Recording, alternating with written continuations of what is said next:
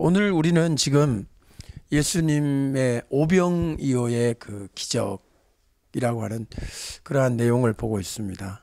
그래서 사복음서에 공이 다 기록되어 있는 중요한 부분입니다. 언젠가 제가 이 요한복음을 가지고 오병이어 기적 이후의 사건, 그리고 이제 풍랑을 만나가지고 제자들이 이제 겁을 내고 있을 때 예수님이 나타나신 그 모습을 가르친 적이 있습니다. 오늘은 그 전에 오병 이후에 이제 집중해서 오늘 말씀을 한번 살펴보도록 하겠습니다. 제가 왜 오병이어라는 그 주제, 그리고 오병이어라는 이 성경 말씀을 갑자기 이게 상고하게 됐냐면은, 이제 기도 제목이 있잖아요. 여러분도 있고 저도 있고 그랬는데 예수님이 이렇게 기적을 행하신 거거든요. 그러니까 보리떡 5개, 물고기 2마리, 이렇게 작은 양을 가지고 남자만 5,000명을 이렇게 먹일 수 있다는 것은 기적 중에 기적 아닙니까? 그죠? 여러분에게도 이런 기적이 일어나기를 바랍니다. 아멘. 또 이거를 또 강조하면 또 기복신앙이 되는 겁니까? 분명히 성경에 있는 기적이니까 우리는 믿어야 됩니다. 그죠? 아멘. 우리가 믿고 그 다음에 사모할 만한 내용이 맞습니다. 그럼에도 불구하고 오늘 이 말씀을 통해서 여러분에게 도전하고 싶은 것은 이겁니다. 오병이어의 기적을 가지고 우리도 기적을 받자. 오병이어 기적. 나도 기적. 내 지갑에도 오병이어. 우리 집 통장에도 오병이어. 이렇게 바로 갈 수 있는 건가? 오병이어 기적은 분명하고, 이거는 우리가 믿어야 하고 사모할 만한 것은 분명하지만, 그것이 바로 그렇게 내 지갑, 내 통장, 우리 집 경제, 돈, 이렇게 바로 갈 수 있는 부분인가 하는 문제는 오늘 좀 생각해 봐야 되겠어요. 좀 더 쉽게 말씀드리면 오병이어 기적이 왜 일어나느냐 하는 거예요. 한번 따라 합시다. 오병이어의 기적이 왜 일어났느냐. 일어난 것만 강조하지 말고 왜 일어났냐, 이유를 살펴보자는 거죠. 그러면 여러분 생각에 그 보리떡 5개, 물고기 2마리 가져온 그 소년이 예수님께 헌금을 해가지고 그 헌금이 그냥 엄청나게 뻥튀기가 돼가지고 축복받은 거 아니에요? 목사님의 설교의 결론은 우리도 이 소년처럼 헌금하자, 이거 아니에요 혹시?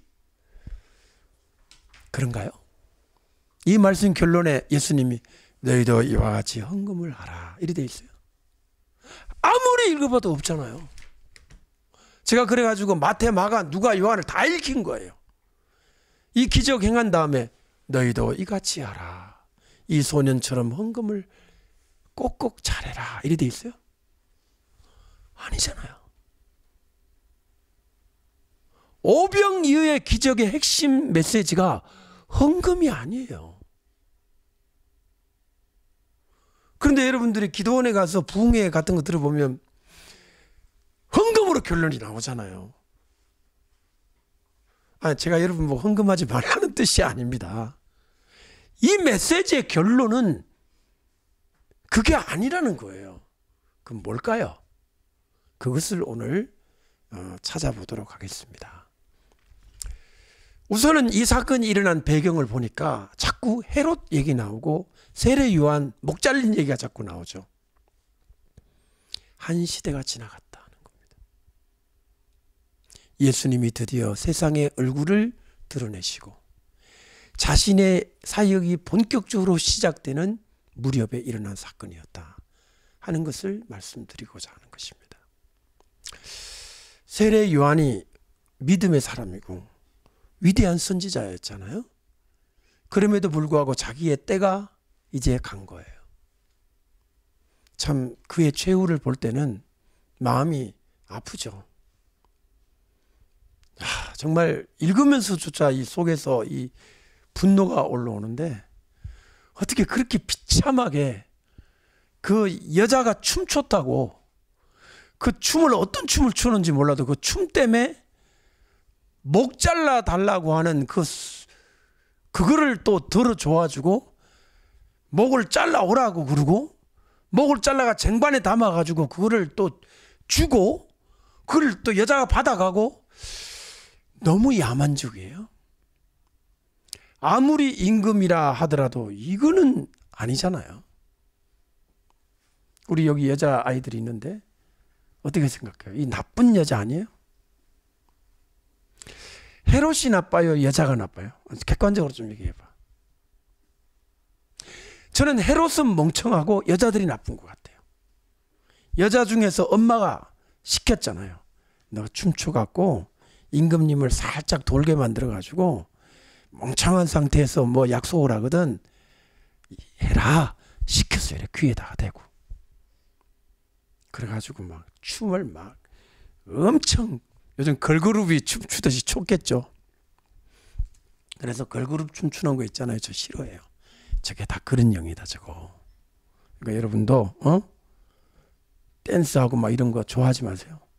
물론 우리 애들은 좋아 안 할 줄 압니다만은 저 뒤에 있는 다른 우리 여자아이는 좋아할지도 모릅니다. 좋아하지 마세요. 이게 바로 뭐냐? 헤로디아의 딸의 영이 지금 우리나라 그런 걸그룹 아이들에게 들어가가지고 춤을 추가지고 사람의 혼을 빼고 정신을 빼가지고 결국 어떻게 됐어요? 나라에 못 얻주겠노라? 참, 네. 왜 절반은 안 주냐면요. 자기는 가져야 되거든. 임금이니까. 그러니까 사실은 절반 준다는 거는 다 주는 거나 마찬가지예요. 임금이라는 거 빼고는 다 줄게 이거예요. 그러니 문화의 그 가공할 능력, 그 다음에 사단이 역사하는 이러한 그 문화나 뭐 오늘 성경에 나온 것처럼 춤이나 여성의 그 능력 뭐 이런 것들 있잖아요. 우리가 절대로 과소평가할 수 없다는 거예요. 우리도 마찬가지입니다. 우리는 이 사건을 볼 때 약간 두렵죠. 섬찟하고. 이런 일이 과거에만 있었을까? 요즘은 없을까?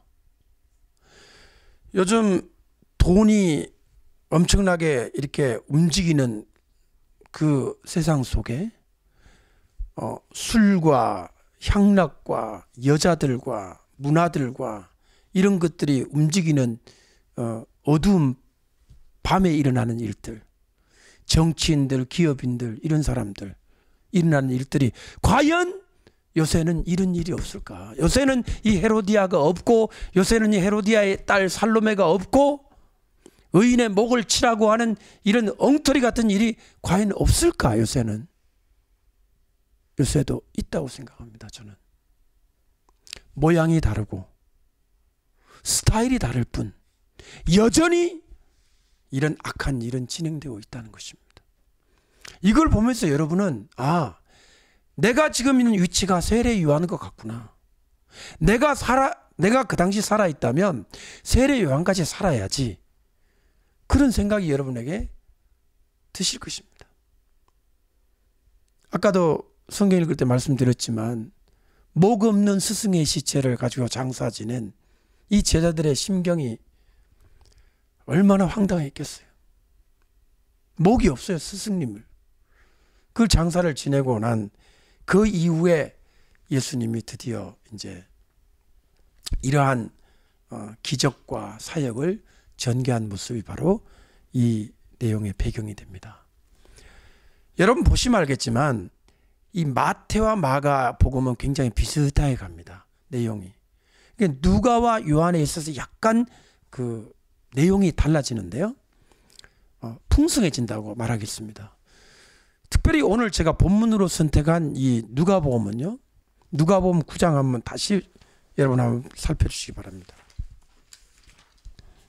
오늘은 누가복음을 기준으로 제가 보겠는데요. 누가복음에는 이 오병이의 기적을 둘러싼 이야기를 할 때 자꾸만 반복되는 단어 하나가 나옵니다. 2절 말씀을 한번 보시죠. 9장 2절. 여러분 읽으실까요? 시작. 하나님의 나라를 전파하며 앓는 자를 고치게 하려고 내보내시며. 따라합시다. 하나님의 나라를 전파하며. 그렇죠? 11절 한번 읽어보실까요? 시작. 무리가 알고 따라왔거늘 예수께서 그들을 영접하사 하나님 나라의 이야를 이야기하시며 병 고칠 자들을 고치시더라. 27절 한번 보시죠. 시작. 내가 참으로 너희에게 이르노니 여기 써 있는 사람 중에 죽기 전에 하나님의 나라를 볼 자들도 있느니라. 여러분, 제가 지금 언급한 그 구절들은 전부 하나님의 나라라는 단어가 숨어 있습니다. 그죠? 이것은 마태복음과 누가복음에는 조금 강조가 안 된 내용이에요. 하나님의 나라, 말쿠트라고 하는 이 말쿠트, 하나님의 나라라고 하는 왕국이라는 단어거든요. 왕국. 하나님의 통치권이 있는 그런 왕국을 말하는 거거든요. 자, 이것은 제가 몇 번이고 강조했는데, 우리가 이제 내가 여기서 죽어서 딱 생명이 끊어지면 하늘나라를 간다 그러잖아요. 우리는 되게 그런 생각을 해요. 하늘나라를 간다. 근데 성경의 이야기는요, 하나님의 나라가 온다라고 얘기를 해요. 하나님의 나라가 이렇게 오는 거예요. 내가 여기 있고. 우리 이제 한국 사람들은 내가 죽으면 천당에를 간다 그러잖아요. 근데 유대인들은 그렇게 생각하지 않아요. 우리는 여기에 있는데, 우리는 준비만 하면 되는데 하나님의 나라가 오는 거예요. 이렇게 쫙 내려오는 거예요. 그 사도 요한이 말했던 것처럼 새 하늘과 새 땅이 하늘에서 내려온다 그러잖아요. 특별히 누가는 하나님의 나라라는 관점이 되게 중요합니다. 사도행전에도 나오잖아요. 사도들이 말하기를 하나님의 나라를 회복하심이, 이스라엘 나라를 회복하심이 이때니까, 하나님의 나라의 질문을 그렇게 말하고, 또 사도행전이 누가가 쓴 거잖아요. 사실 28장 마지막에도 뭐라 하냐면은 사도 바울을 통해서 하나님 나라의 복음을 전파한다. 그러니까 하나님의 나라라는 이 단어가 굉장히 중요하게 언급된 것이 바로 누가복음이라는 것을 여러분들이 기억해야 할 것입니다. 자, 여기서 그런 관점에서 예수님이 오병이어를 이렇게 딱 하시고 난 다음에 혼자 산으로 가시잖아요. 예수님 사역에 제가 볼 때는 굉장히 중요한 모멘텀입니다. 마치 이런 거하고 똑같아요. 예수님이 잘 알려지지 않았었어요. 사람도 몇 명 없었어요. 뭐 4명, 12명 이런 정도 제자들밖에 없었어요. 근데 갑자기 수만 명이 따라왔어요. 남자만 5,000명이니까 여자까지 합치면 10,000명이죠. 아이들까지 합치면 15,000명이죠. 좋게 어른, 할머니, 할아버지까지 합치면 뭐 2만 명이 넘는, 그 당시로 2만 명이면 요새로 하면 한 20만 명, 30만 명 정도의 파워란 말이에요. 2000년 전에 2만 명이란 말이에요. 그것도 뭐 도시가 아니라 갈릴리, 아마 갈릴리에 있는 사람은 거의 다 왔다 해도 과언이 아닐 정도로 대인기몰이가 시작이 된 거예요. 예수님의 사역의 절정이란 말이에요. 예수님 말만 하면 이제 되는 거예요. 예를 들어서 저를 믿어주세요. 제가 로마를 쳐보겠습니다. 그러면 와, 우리 갑시다. 촛불 들고 갑시다. 그러면 다 따라올 판이에요. 야, 자네 그 빵 먹어봤지? 그거 저분이 만든 거야. 야, 저분 따라가면은 되겠네. 우리 가자. 이런 정도의 막강한 힘을 가졌을 때 예수님이 다 팽개치고 나홀로 산으로 가세요. 혼자서. 자기를 따라오는 사람들도 다 돌려보내고 제자들도 돌려보내고 혼자 산으로 갔어요. 남들은 촛불 집회를 못해가지고 난리를 쳐가지고 억지로 만들어가지고 촛불 집회 만들어가지고 결국에는 억지로 투표를 해갖고 억지로 대통령도 되고 하잖아요. 근데 예수님은 다 만들어줬는데도 싫다. 나는 아니다 그래요. 어떻게 생각하세요? 정치적으로 예수님은 굉장히 이렇게 발달되지 않는 정치적 지혜가 없으신 분이신가? 이런 기회를 왜 놓칩니까? 절대절명의 기회 아닙니까? 거기다가 성경을 보면요, 백성들의 반응이 어땠는지 아세요? 예수님을 잡아 왕으로 삼으려고 했어요. 뭘 삼으려고 하자?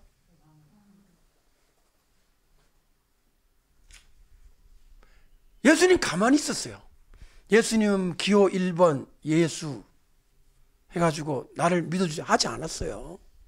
예수님 그냥 빵만 만들어줬어요. 근데 백성이 알아가지고 스스로 예수님을 뭐로 삼자? 거기에 보면요, 억지로 잡아라는 구절이 나와요. 따라합시다. 억지로 잡아. 한 번 더. 억지로 잡아. 여러분, 잡아가 뭐냐면 잡는 게 뭐예요? 여러분 생각에는 손 잡는 거라고 생각되십니까? 예수님을? 아닙니다. seize. 예수님을 체포하여라는 뜻이 더 가까워요. 꽁꽁 묶어라는 거. 그러니까 사람들이 예수님을 완전히 둘러싸가지고 seize 해가지고 완전히 그냥 옴싹달싹 못하게 해가지고 왕으로 삼으려고 왔다는 거예요. 거기다가 따라합시다. 억지로. 우리말로 억지로 된 게 이거를 이제 깊이 찾아보면 무슨 뜻이냐? 미쳐서라는 뜻이 있어요. mad.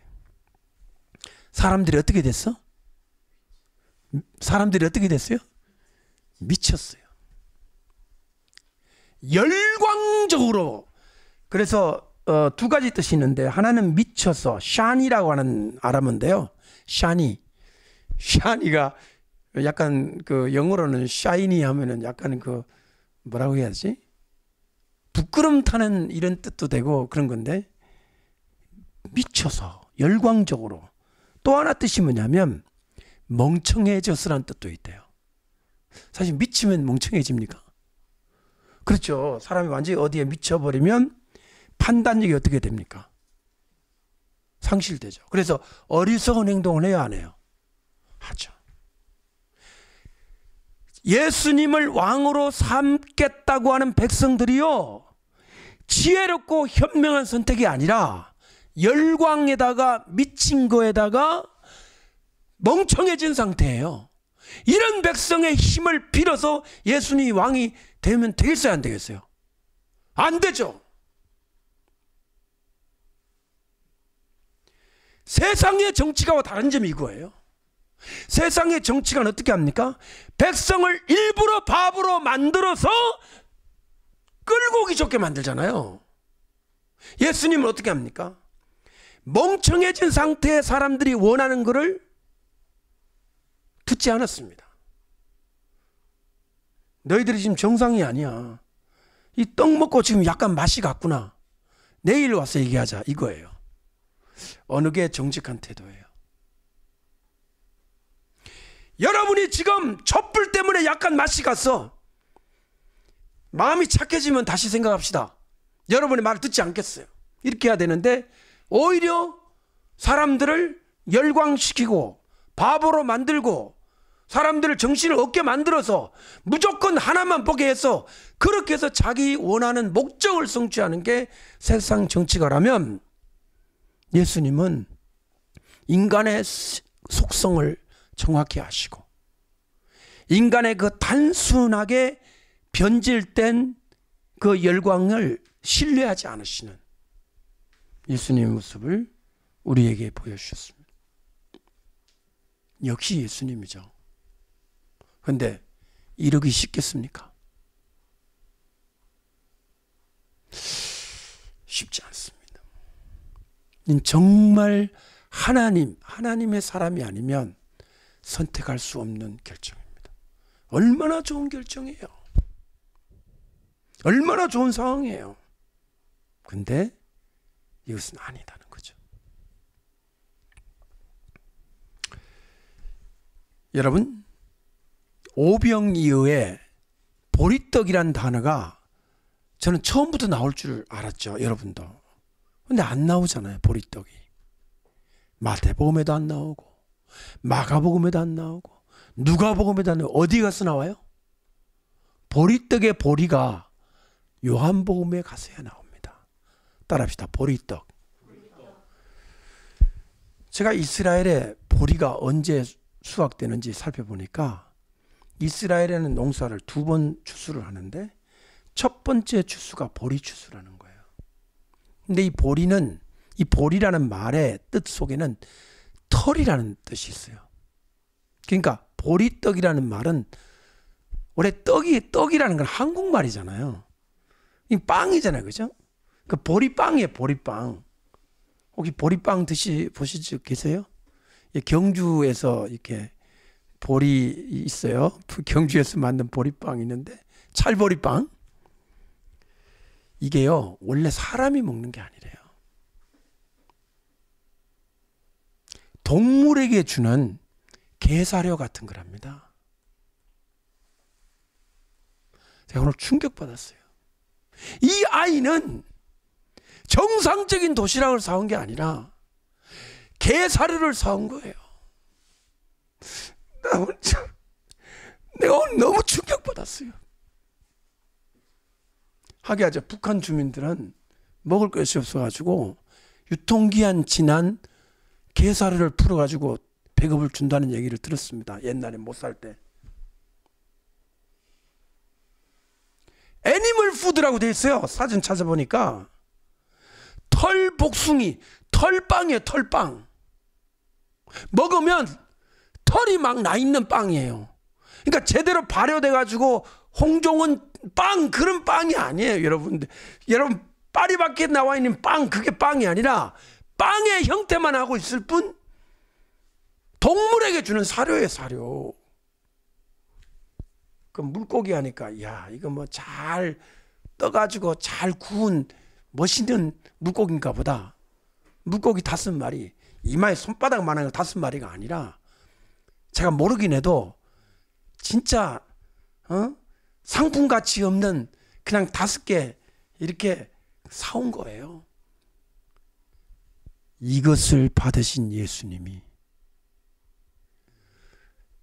너무나도 가난한 한 소년의, 우리는 도시락이라고 해서 무슨 뭐 김밥청에서 만든 도시락 이런 식으로 생각하는데 참 눈물 나는 슬픈 도시락, 정말 가난한 이것을 받으신 예수님이 이걸 가지고 기적을 행하셨다는 데서 충격 제가 받았습니다. 예수님 이걸 받으시고 어떻게 하시느냐, 이렇게 돼 있거든요. 축사하시고 돼 있죠. 따라하세요. 축사하시고. 마태, 마가, 누가를 종합 보면 이렇게 됐습니다. 하늘을 우러러 이렇게 됐거든요. 제가 그랬죠. 기도할 때 어떻게 한다고요? 고개 팍 숙이고 기도하는 거라 그랬어요. 하늘을 보고 기도한다 그랬어요.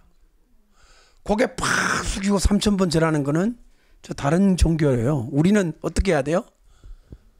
내가 산을 향하여 눈을 어떻게 하라? 들리라예요. 들리라.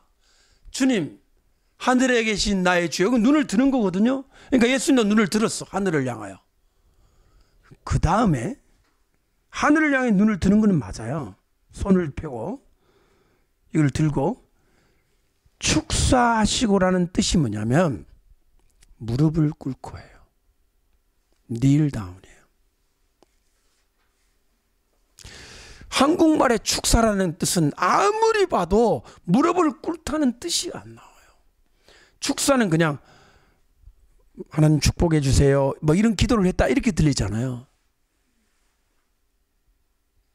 자, 보세요. 그러면은 털빵을 들고 사람도 잘 안 먹는 애니멀 푸드를 도시락으로 싸온 이거를 받으신 예수님이 그거를 받아들고 무릎을 꿇으신 거예요. 그리고 하나님께 기도하는 겁니다. 이거를 어떻게 해석을 해야 되는지, 정말 난 이 상황이 예수님께는 어떤 심경이었을지,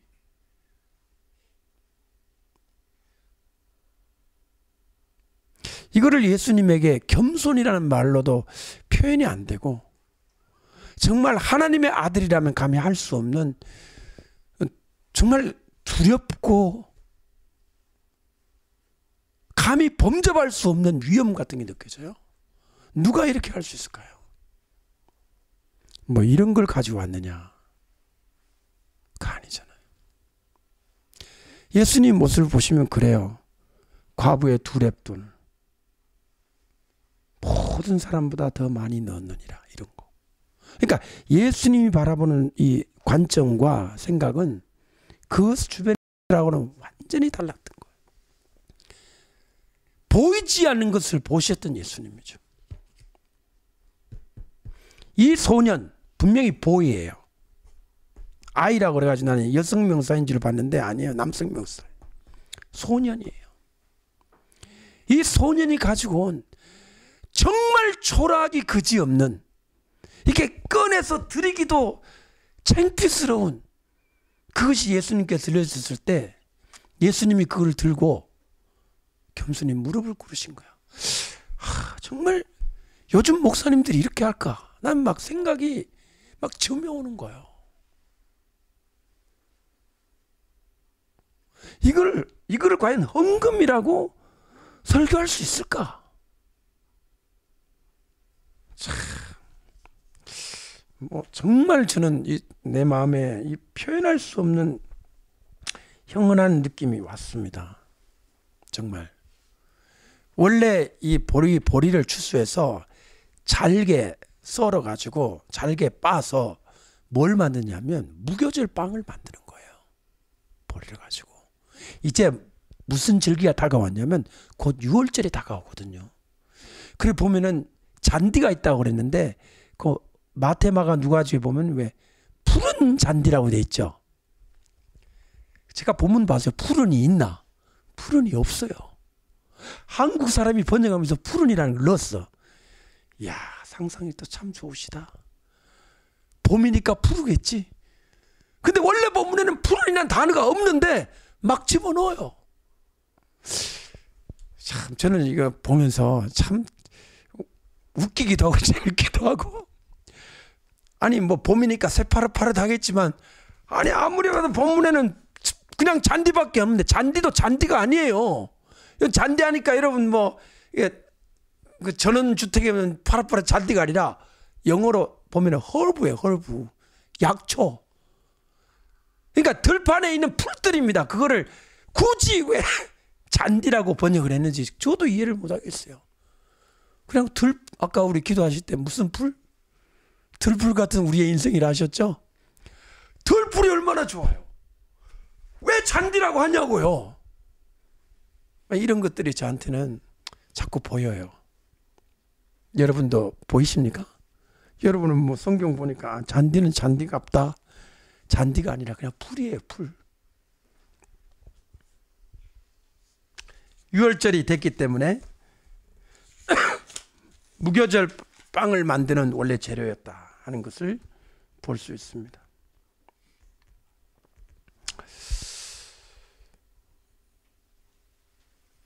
예수님이요 이렇게 했습니다. 자, 한번 보세요. 이 소년이 이 물고기 5, 그러니까 5병, 물고기 2마리하고 보리 5개를 가지고 온 그 경과를 보셔야 돼요. 경과. 그 과정을 다시 한번 살펴볼게요. 먼저는 이렇습니다.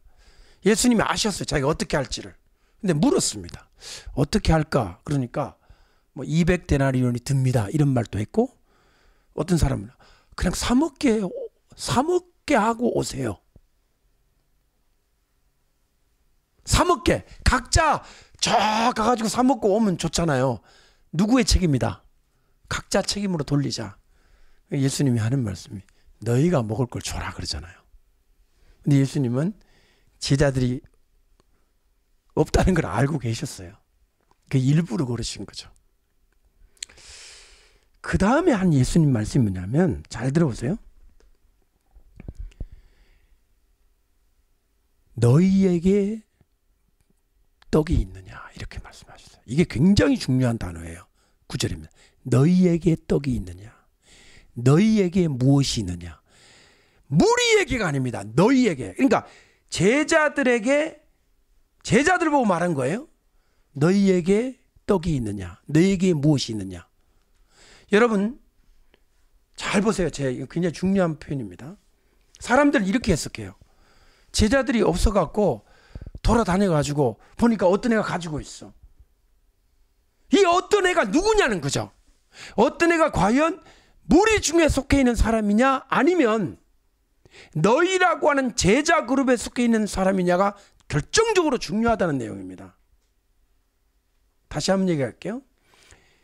오병이어를 가진 이 소년이 제자들과는 아무 상관이 없는 저 무리에 어디 그냥 곁다리에 오는 어떤 아이냐, 아니면 제자들과 늘 따라다니던 어떤 제자 무리 가운데 속했던 한 소년이냐는 거죠.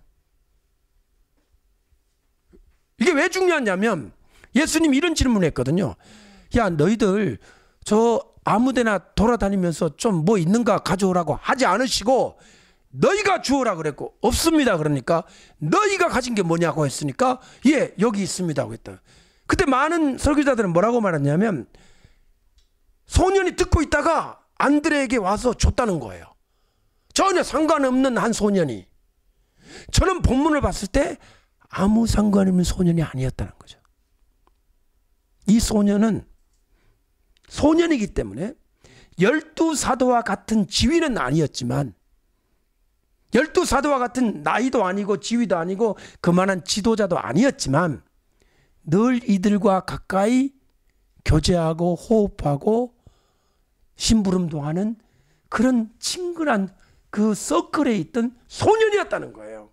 그렇기 때문에 안드레한테 바로 얘기를 할 수 있었고, 안드레도 그 아이에게 그거를 비록 초라한 거지만은 예수님께 말할 수 있었다는 거죠.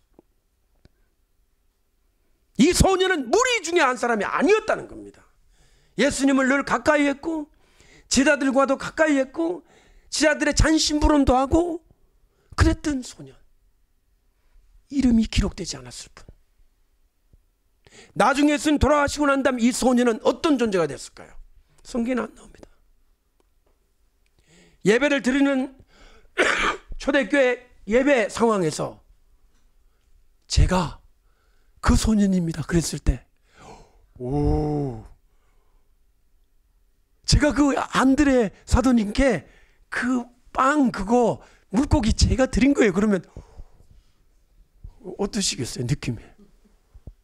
이 소년은 이름이 기록되지 않았지만 굉장한 중요성을 가진 한 사람이 되었을 거고, 이 시절부터, 이 시점부터 그는 그냥 아무런 그냥 이게 길 가던 한 소년이 아니었다는 거죠. 이것을 볼 수 있어야 합니다. 그리고 조금 이제 감성적으로 이렇게 말하죠. 소년이 예수님께 먹으라고 줬다는 거예요. 그런 건 없습니다. 소년이 예수님 드십시오 하고 줬다, 이렇게 하면 좀 더 이렇게 눈물을 이렇게 약간 찔끔 감성적으로 감동이 되게 만드는 그런 설교를 하시는데, 사람들이 그건 아닌 것 같아요. 이 상황은 예수님 배고프셔가지고 드린 게 아니라 이 문제의 상황이 발생했고, 여기에서 예수님의 일단 그 추궁 비슷한, 그러니까 어떻게 너희들이 줘라, 너희들이 해결해야 되지 않느냐, 너희들이 가진 게 있느냐 하니까 이 지라들이 이제 당황해가지고 야, 뭐 없어 하니까 예, 제가 뭐 있긴 있는데요, 이런 상황이에요. 문제가 발생됐기 때문에 해결해야 되는 상황에서 제자들의 서클과 늘 가까이 있었던 한 소년의, 오늘 비록 밝혀졌지만 털빵, 헤어리 브레드예요. 털 북숭이의 그 빵도 아닌 빵, 애니멀 푸드, 이거를 참 이거 안 되는데요. 이건 정말. 근데 그거를 예수님이 받으시고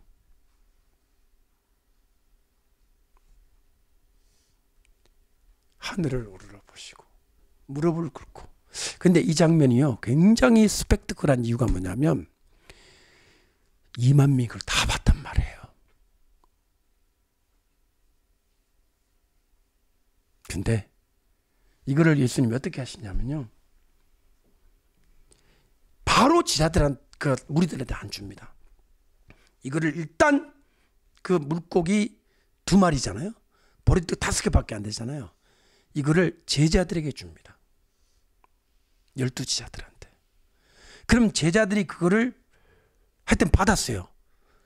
제자들이 이제 가면서 그 이게 모여있는 50명씩 100명씩 모여있는데 그거 가서 나눠줍니다. 자, 질문은, 아니 12명이 앉아, 12명의 제자가 딱 서 있어. 그럼 예수님 손에는 지금 보리떡이 몇 개 있다고 그랬죠? 5개밖에 없는데 12명한테 뭐 어떻게 줍니까? 그렇잖아요. 12개는 이건 5개밖에 없잖아요. 그 다음에 물고기는 몇 마리밖에 없어? 2마리밖에 없는데 어떻게 이 12명이 주죠? 여기서부터 이제 기적이 일어나기 시작한 거죠. 시작이 된 거예요, 이게.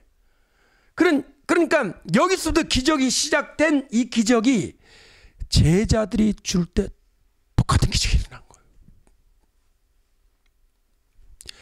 5,000개를 만들어서 준 게 아니에요. 그럼 누가 놀랐을까요? 제자들이 어마어마하게 충격을 받은 거죠.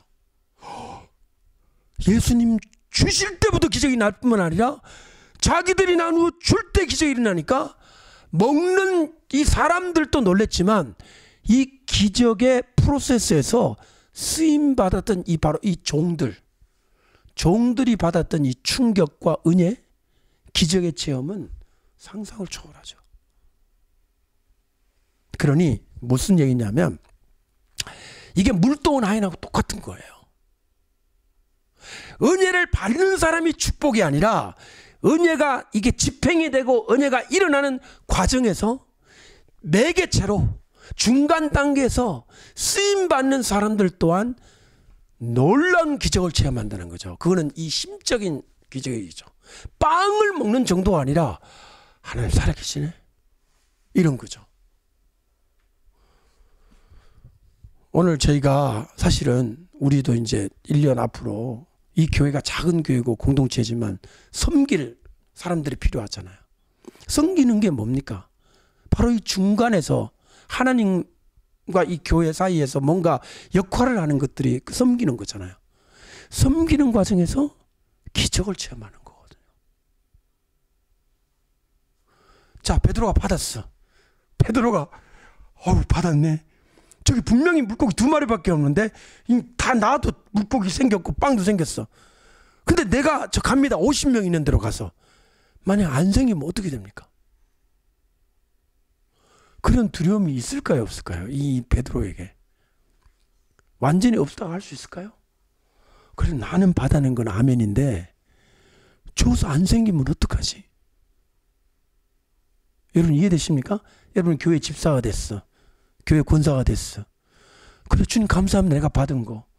근데 내가 이제 나가서 뭔가 해야 되는데 그때 기적이 나한테만 생기고 이게 안 나타나면 난 어떡하죠? 그 사역의 약간 두려움, 불안감, 불신앙 같은 믿음이 부족해서 생기는 그런 두려움이 있겠죠. 그러나 주님께서는 기적을 이루셨어요. 이게 다 끝나고 난 다음에 아마 제일 놀랐던 사람은 그 소년도 아니었을 거예요. 먹은 사람도 아니었을 거예요. 12제자가 완전히 이건 정말 하나님의 아들이 맞다. 아멘. 여러분이 이렇게 끝자리에 앉아서 빵을 먹는 것도 축복이에요. 사실은 어마어마한. 그래서 예수님 말씀대로 잘못하면 떡을 먹고 배부른 데서 끝날 수가 있는 거예요. 배만 불러 그냥. 아 배불러. 어우 배부르다. 근데 진짜 은혜를 체험하려면 그 중간에 쓰임받는 있잖아요. 12제자의 약간 부담스럽고 두렵기도 하고 걱정도 되기도 하고 아 내가 잘할 수 있을까? 야 저 베드로는 막 샥샥 나오는데 왜 나 이 도마는 안 나오지? 어떡할까? 막 이런 식으로 불안도 하겠죠. 여러분들이 인간인데 나 그거를 다 믿음으로 뚫고 나갈 때 기적이 일어날 줄로 믿습니다. 하나님께서 정말 사랑하셔서 12자 중에 한 사람도 에러가 안 났습니다. 만약에 한 사람을 낳았으면 어떡할 뻔했어요. 아마 그 사람은 저 사도 안 할래요. 못하겠습니다. 아니 다른 사도는 다 샥샥 나가는데 왜 저 빨구니는 안 나가요? 안 나가요. 그럼 그날로 아마 사도 못했을 거예요. 하나님 그렇게 쪽팔리게 안 하시니까 너무 걱정하지 마시고 누구를 믿고 하나님을 믿고 발걸음을 떼시면 물이 갈라지고 기적이 일어날 줄로 믿습니다. 오늘은 우리가 여기까지 하겠는데요. 오병이의 기적은 다시 한번 우리가 살펴볼 이야기가 많습니다. 여러분의 삶과 여러분의 사역과 섬김에 주님의 이런 마음과 모습을 여러분도 간직하시고